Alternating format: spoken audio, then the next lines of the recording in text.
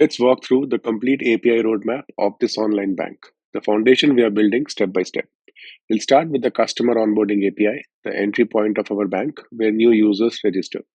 Next comes the AuthUser Service. It integrates directly with our identity provider, Auth0, to create users, assign roles, and issue DWT tokens for secure access across our microservices.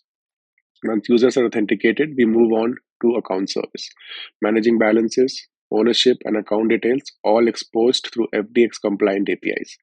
Then we have the transaction service, which records every debit, credit, and transfer, complete with pagination filters and proper security enforcement. After that, we step into payments. We begin with bill pay, which handles batch-based payments. Then comes RTR Payments, our real-time rail flow, producing ISO 20022 compliant messages for instant transfers. Next is AFT Payments, designed for batch-based external transfers, reliable, scheduled, and fully compliant with Canadian banking standards. And finally, internal transfers, enabling instant money movement between accounts within our ecosystem. Each of these services run independently, containerized with Docker, deployed on Kubernetes, and secured with Auth0. Together, they form the backbone of a functional online bank built from scratch, microservice by microservice. Stay tuned, we'll deep dive into each of these APIs in the next videos. And don't forget to subscribe.